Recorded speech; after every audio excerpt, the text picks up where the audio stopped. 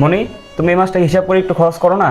কি পোড়া কপাল আমার ফ্যামিলি আমার জন্য কত ভালো ভালো সম্বন্ধ নিয়ে আসতো, আমি তাদের কথা রাজি না হয়ে আমি তোমাকে বিয়ে করছি।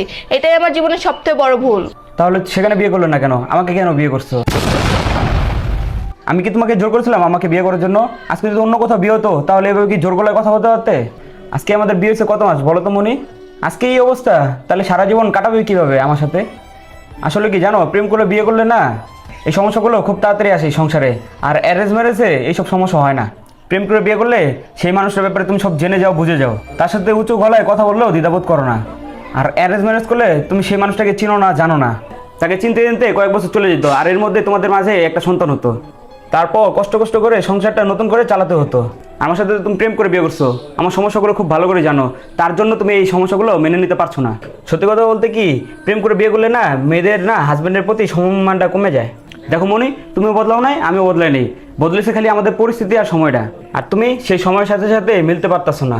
আরেকটা কথা মনোযোগ দিয়ে শোনো, সংসার জীবনটা মানিয়ে নেওয়া প্রকৃত নারী পুরুষের কাজ।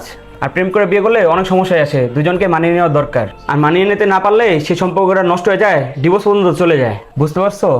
বন্ধুরা, স্বামী স্ত্রীর সম্পর্কে মহব্বত এবং ভালোবাসা না থাকলে সেই সম্পর্ক কখনো টিকে না। এই ভিডিওটা ভালো লাগলে লাইক শেয়ার কমেন্টস করবেন। ধন্যবাদ সবাইকে ভিডিও দেখার জন্য। নতুন কেউ থাকলে আমাদের ফলো করতে ভুলবেন না।